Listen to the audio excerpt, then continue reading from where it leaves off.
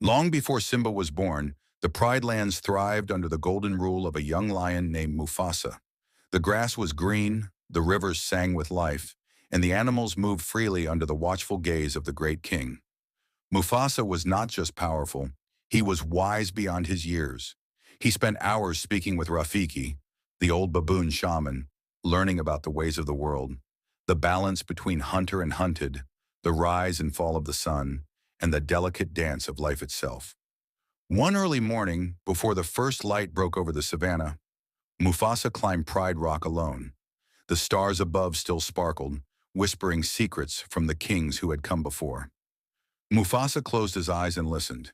He knew that ruling was not about commanding others, but about protecting the great circle of life. Yet not all shared his vision. In the shadows of the kingdom, Mufasa's younger brother Scar nursed envy and resentment. Where Mufasa was strong and open-hearted, Scar was clever and full of hidden anger. But Mufasa, ever the optimist, believed there was goodness in his brother, if only Scar would choose it. One day, a terrible drought struck the Pride Lands. The rivers dried up and the herds moved away, leaving the land barren and quiet.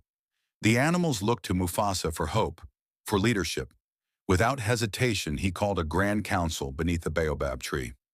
"We are all connected," Mufasa spoke, his voice echoing like distant thunder. "When one of us suffers, we all suffer. We must not think only of ourselves. We must think of each other."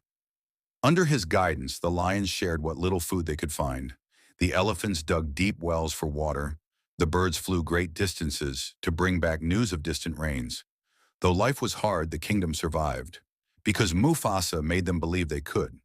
When the rains finally returned, and the rivers once again ran laughing through the land, all the animals gathered to celebrate. From the tallest giraffe to the tiniest ant, they all bowed in respect to the king who had kept the spirit of the Pride Lands alive.